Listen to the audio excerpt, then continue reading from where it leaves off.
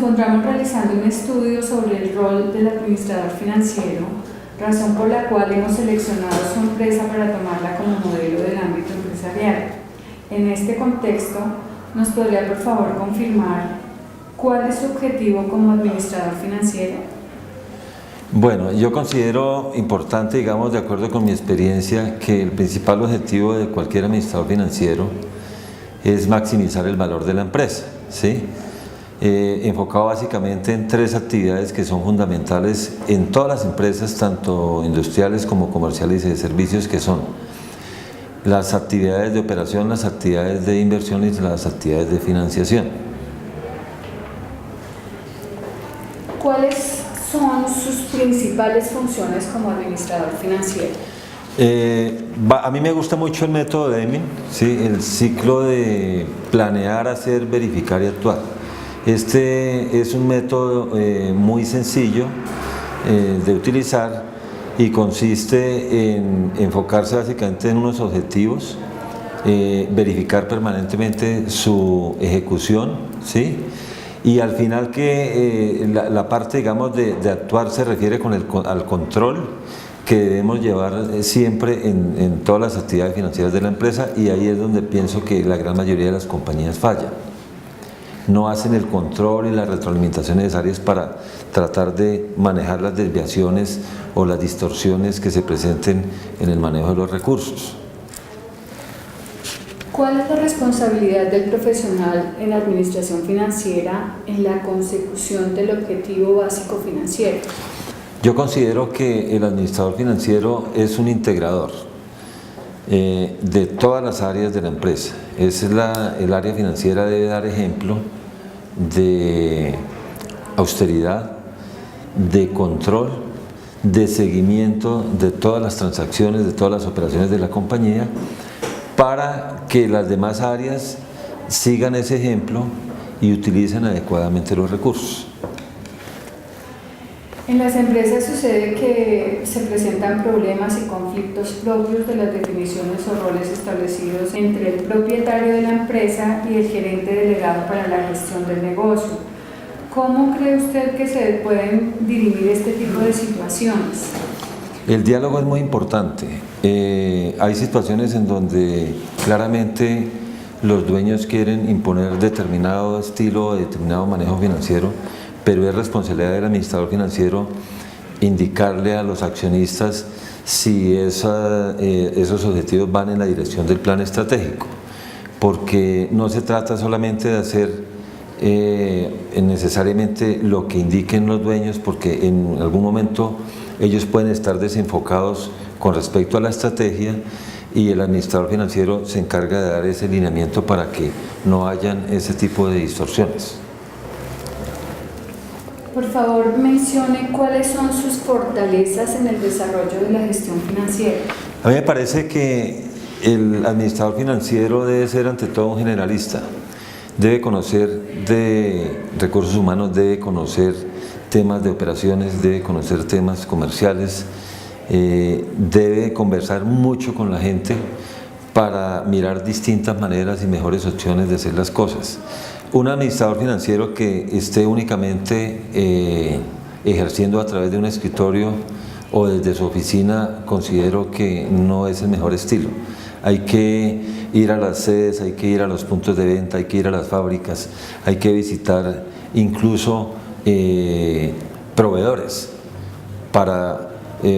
por ejemplo, en el caso de compañías que dependen mucho de proveedores, es fundamental que el administrador financiero esté en línea y esté en contacto directo con esos proveedores para que, por ejemplo, si hay problemas de calidad, pues solucionarlos a tiempo, y si hay temas de costos, también analizarlos en conjunto, porque es una relación gana-gana entre las dos partes. ¿Cuáles factores internos y externos considera que debe tener en cuenta un administrador financiero?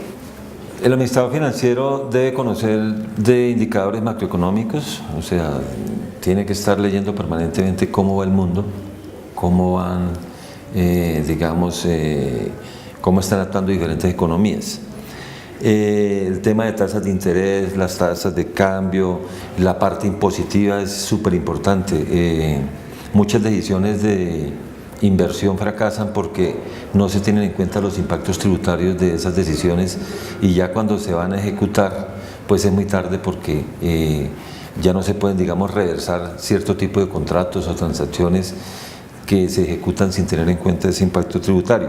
La parte política es clave y el entorno social. Ahorita estamos en compañías en donde se habla más de un balance social que de un balance económico. Uno tiene que estar pendiente como administrador financiero también de ver que el entorno en donde se desenvuelve la empresa pues también vaya creciendo al igual que va creciendo la compañía.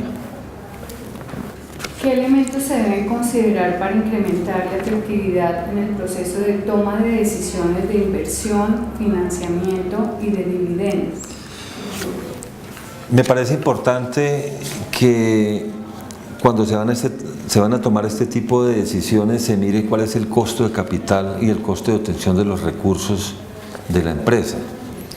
En otras palabras, si estamos desarrollando proyectos cuyo retorno está, digamos, por debajo de los rendimientos que está obteniendo la empresa en otros proyectos, pues claramente, salvo que sean estratégicos, claramente debemos repensar bien esos proyectos.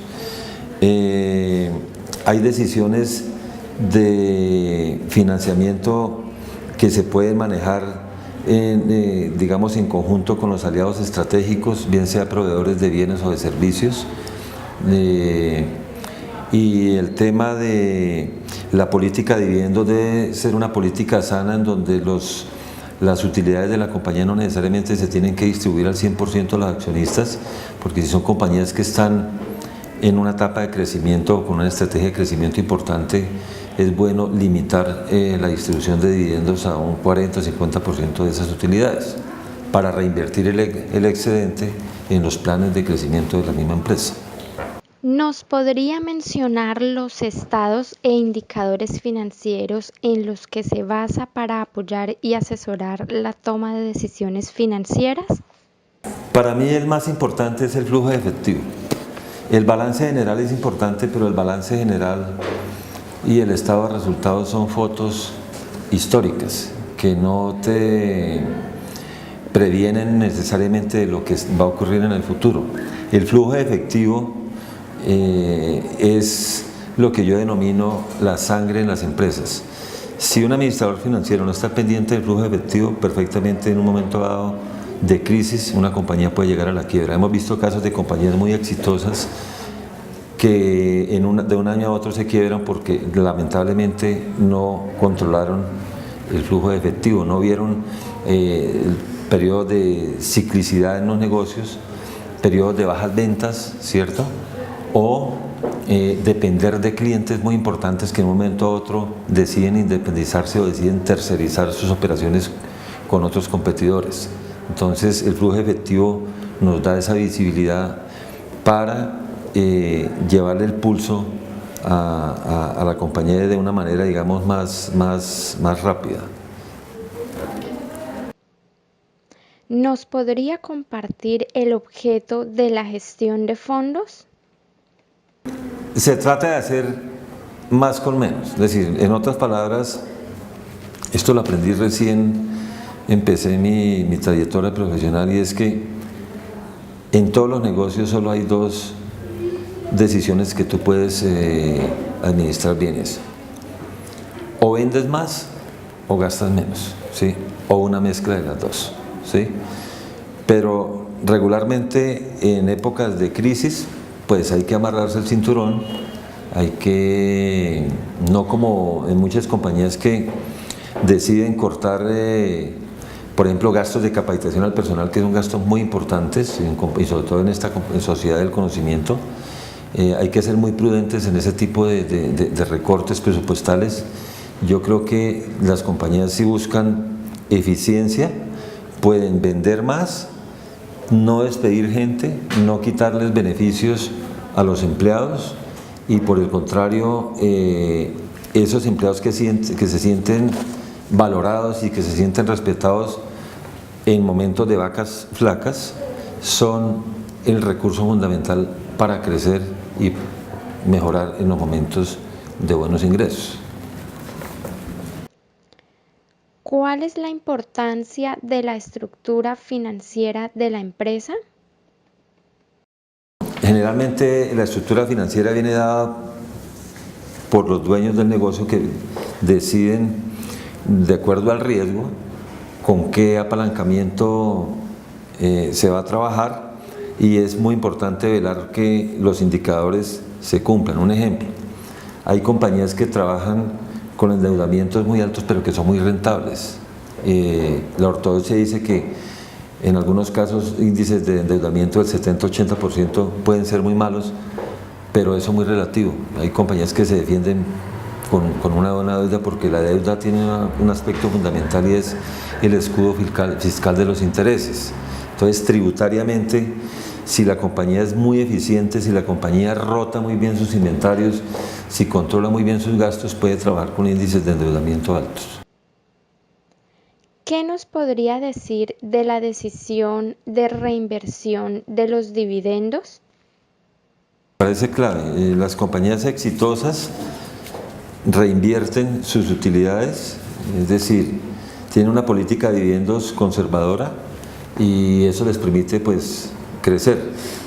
Eso no hay otra alternativa, porque al final del día, si el nivel de endeudamiento ya está muy limitado, pues no pueden endeudarse para pagar dividendos. Me parece que es una de las políticas nocivas que tienen algunas compañías, que por satisfacer las decisiones, los intereses de los dueños, comprometen la compañía con niveles de deuda muy altos. ¿Qué variables analizan continuamente para determinar el apalancamiento operativo? El análisis de las ventas, la ejecución, digamos, presupuestal, el seguimiento de los gastos es clave. Tuve el caso hace unos años de una empresa que vendía mucho, pero vendía por debajo del costo de producción. Entonces, entre más vendía, más perdía. Uno miraba los crecimientos de ventas y efectivamente pues cubrían el presupuesto, pero cuando miraba la rentabilidad era negativa. Yo hice un análisis de punto de equilibrio y demostré que por más que vendieran, digamos, multiplicaran sus ventas por 10 o por 20, pues esa compañía no iba a subsistir porque pues estaba perdiendo plata. Y si uno pierde plata, pues ¿qué tiene que hacer? O inyectan capital los dueños o acude al mercado financiero, pero el mercado financiero no es un mercado, digamos, que te preste fácilmente cuando estás en situaciones difíciles. Entonces, después de ese informe decidieron los dueños liquidar la empresa. ¿En qué circunstancias procura sacrificar liquidez por rentabilidad? Si yo tengo un nivel de endeudamiento manejable y tengo, digamos, un mercado cautivo de clientes que me compran regularmente, ya tengo, digamos, ya vengo trabajando con ellos varios años, pues en ese momento, en ese caso, sacrificaría liquidez por rentabilidad. Vuelvo y te reitero, para mí la liquidez es fundamental. Una compañía que puede ser muy rentable, pero si no tiene liquidez se quiebra fácilmente en 3 a 6 meses. ¿Qué nos podría decir su área respecto a los impuestos? Personalmente siempre he estado atenta al desarrollo del área de impuestos. El área de impuestos es fundamental en una compañía por 2 razones. Uno, es la que monitorea el cumplimiento de todas las obligaciones de la empresa ante las entidades de control. Un área de impuestos que no lleve adecuadamente sus obligaciones de presentación oportuna de declaraciones tributarias, de manejo oportuno de todas las estrategias fiscales, puede perfectamente poner a la empresa en graves problemas.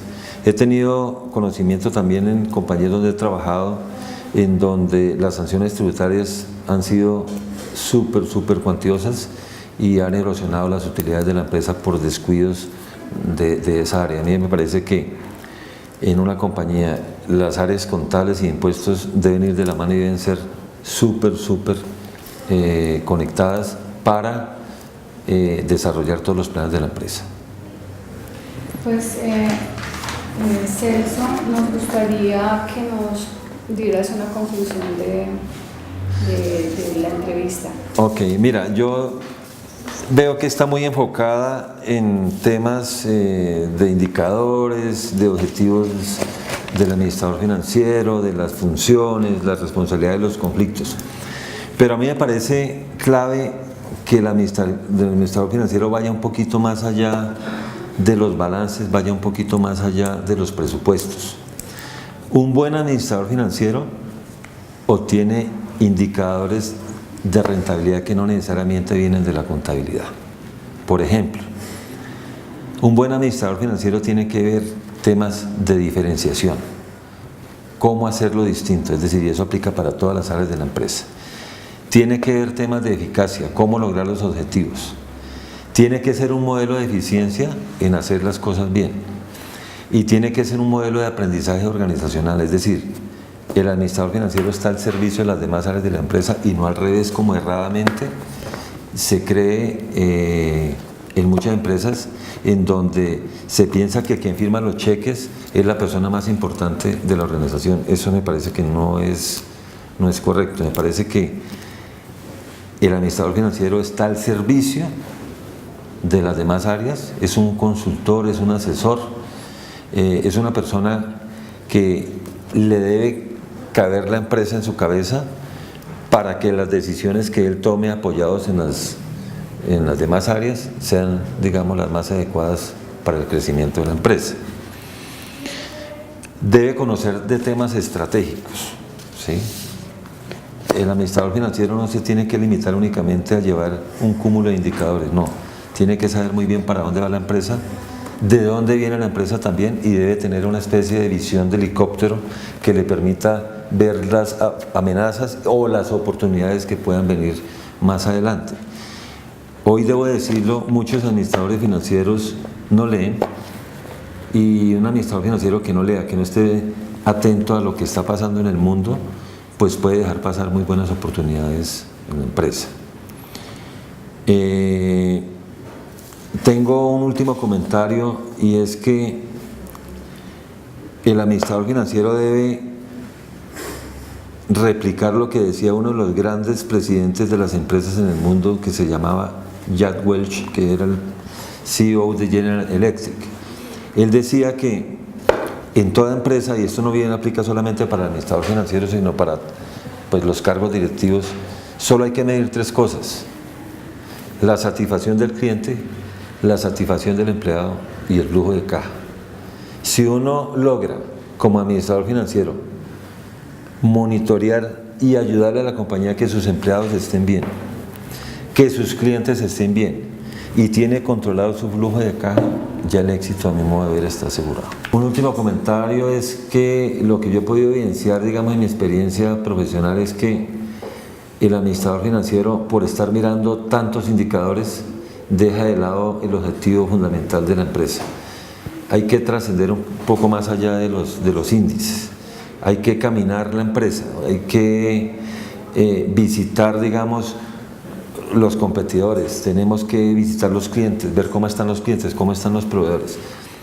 Un buen administrador financiero es aquel que está pendiente absolutamente de todos los eventos pasados, presentes y futuros que le puedan acaecer a la compañía, y tiene que hacer de cuenta, o sea, tiene que empoderarse de la empresa y manejar cada peso o cada dólar como si fuera su propio bolsillo. Ese es el buen administrador financiero, el que maneja los recursos de la empresa como si fueran de su propiedad. Pero si quieres